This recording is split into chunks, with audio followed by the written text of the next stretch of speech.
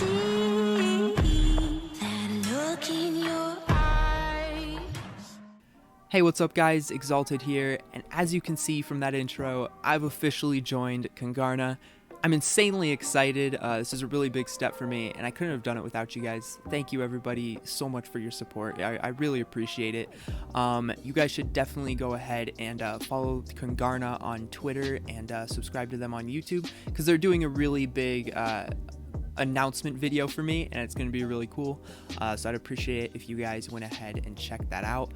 But for today's video, I have a really cool video. What I'm going to be doing is I'm going to be interviewing two pro players. I'm kind of going to be picking their brains a little bit, trying to get those pro tips that most of us probably aren't aware of, and maybe get some new perspectives on the game. The players I am going to be interviewing actually just placed super high on the leaderboard in this past World Cup. It's going to be KNG EpikWhale and KNG Sealmatt. These two guys are absolutely fantastic. They have a couple social medias, including Twitch and Twitter. I'll have those linked in the description if you guys want to check them out. Most of the gameplay from this video during the interview actually comes from really nice games that they actually had and recorded. And yeah, with that being said, I hope you guys enjoy the video, and let's get right into it. Alright guys, so I am here with Sealmatt and EpikWhale. Epic, would you like to go ahead and introduce yourself? Yeah, what's up? So my name is EpikWhale. I'm 16 and I'm a junior in high school. And I've been playing Fortnite competitively for about 8 months. I have a Twitter, Twitch, and YouTube, all EpikWhale, Epic with a K, so EPIK Whale. You can follow me on any of those three. Alright, Seal, could you go ahead and introduce yourself as well? Hello, I am Sealmatt. I am not in school. I graduated as a junior, and I'm 19, and I have been playing Fortnite competitively for like 7 or 6 months. I stream on Twitch, Sealmatt, and my Twitter is I'm Sealmatt. So as a duo, what are your guys' strengths and weaknesses? What are you guys trying to improve on? So Epic's, he's the IGL, so he's making all the decisions because he's the smarter player. Yeah. Epic is main strength is his playmaking. He'll be able to like literally shit on anyone with anything, like literally with anything. Like the big brain plays. Yeah, basically. One of Epic's weaknesses is his aim, which isn't even that bad. It's just not as good as whatever else he can do. And my strength is my aim and my mechanical skill. And my weakness is definitely my big brain plays. They're very not big brain. So it sounds like that would work really well, like kind of goes hand in hand with like the mechanical player kind of following directions from, I guess, the IGL or the brains of the team. Where do you guys like to land and why? What are your guys' priorities in the early game? Do you go for kills? We go Polar Peak and duos just because I feel like in these tournaments you want to land higher loot. And honestly, the thing about drops is it's not as much about what the loot is like and stuff. It's more just about like sticking to a certain drop and trying to claim it and like getting rid of the other teams going there. Yeah, and the thing about Polar Peak is that like nobody's gonna rotate there from really anywhere. Like it's just not smart to go there. Yeah. So if you do get contested, do you guys try to W key them as early as possible? Yes. Yes, okay, you try to, or I guess, eradicate them from the area. Just because if you want to die in these tournament, like in these formats, Like you want to die early game because exactly. But you want to die early game because then you don't waste as much time. So what is your strategy mid game? And when I mean mid game, I mean like the second you leave Polar Peak all the way up until the first moving circle. Just to centralize into the next zone and to keep up your mats. So what that means, like just getting out a house and like replacing it or just farming on the way. Do you ever try to engage in fights? Like even if you see a couple teams fighting, you could get an easy third party. Would you go for that? That would most of the time depend. Okay, that would most of the time depend on what our loot situation is. Like if it's a really easy third party, obviously we could just take AR shots and sort of thing, just go for the kill point. But like if we have like 2 Riftigos and one of us has a launch pad, we're not gonna try to pull anything crazy. Yeah, you don't want to risk losing that. All right, now on to end game. So during the end game, starting at like the first moving zones, when are you going for kills? Are you ever going for kills? And how do you try to rotate? Yeah, so if we have rotates, you want to basically just use it, land, and then look backwards into the zone for people that are kind of caught up because they're forced to move right into you. So you usually want to look for AR SMG kills on people that are rotating like from the zone. Is there anything else you'd like to add to that? I don't know how to rotate, dude. Okay, here's another question. So what do you think separates you guys? So obviously you guys just played top 10. Congratulations on that. That's actually fantastic. Good job. Thank you. But what separates you from the top 100 players and maybe even the top 1,000 players?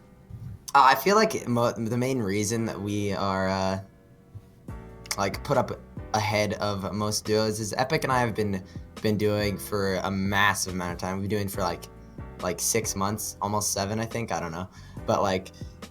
We used to land racetrack, we used to land fatal fields, started landing polar, and our chemistry are like, we just know each other inside and out, literally. Yeah. Okay, not literally, that's Low-key super sus. But okay, so what I'm hearing Great. is you think you guys are at the top because of, I guess, your synergy with each other.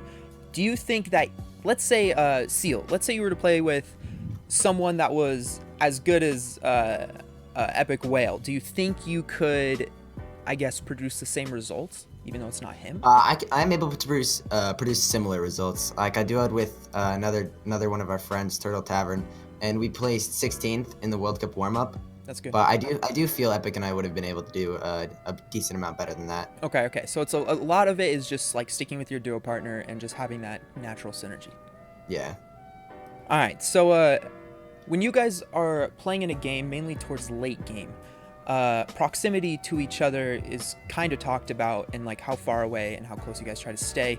What's your strategy with that? Like, do you really worry about how close you are to your partner? Do you just kind of expect them to be right behind you? Like, what's your overall strategy with that, I guess?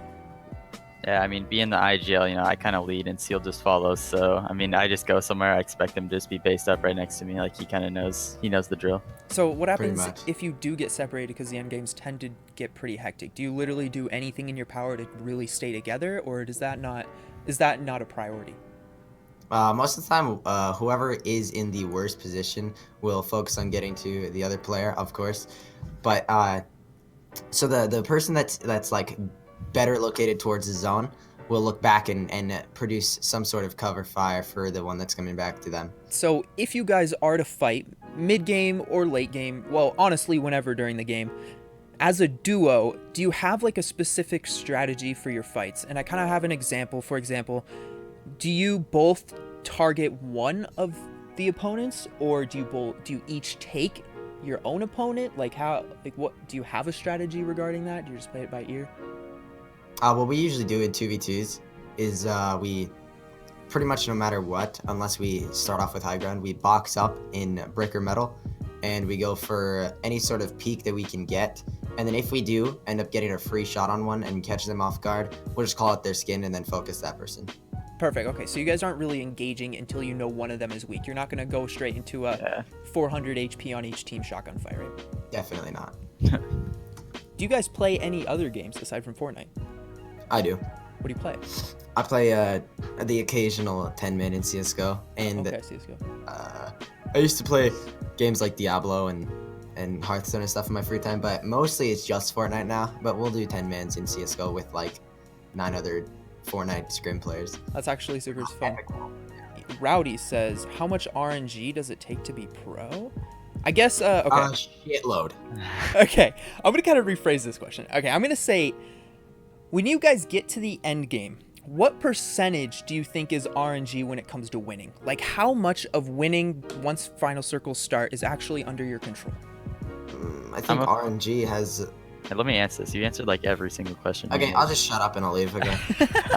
I feel like I'm a pretty firm believer in the fact that most of the games are in your control, but people can get more fortunate or unfortunate than other people, obviously. But I feel like there's rarely ever a game where you genuinely just can't win it, or you couldn't have done something better to win it.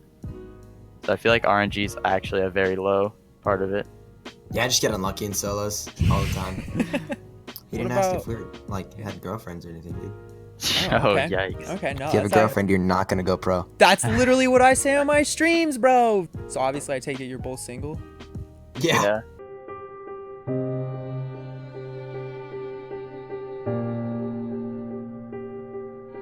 if you could choose one loadout every single game, like what would it be? For solos or duos? Both, actually. So in solos, my dream loadout, basically every single game, would be I would go from left to right in the inventory slots. Gold pump, of course. Gold scar. A redeploys. A couple riftigos and a rocket launcher. Oh, a rocket And launcher. a launch pad, if that's not too much. So to build off that, it sounds like you guys really try to go for that high ground RPG, but like sky base high ground RPG. We don't go for high ground too much. I feel like RPGs are just so OP for like late game. If you're running out of mats, you just RPG onto someone and you can spam them, and it's like pretty free kill. You can go grab their mats and you're back in it. Yeah, we don't even like play height ever, unless it's given to us. So then I why do sometimes in solos, but in duos we never do. Why take redeploys if you're never really on height? It's a consistent way to just rotate in moving zones. If you don't have like rotates like a launch pad or a rift to go, or like you only have one, then you run out.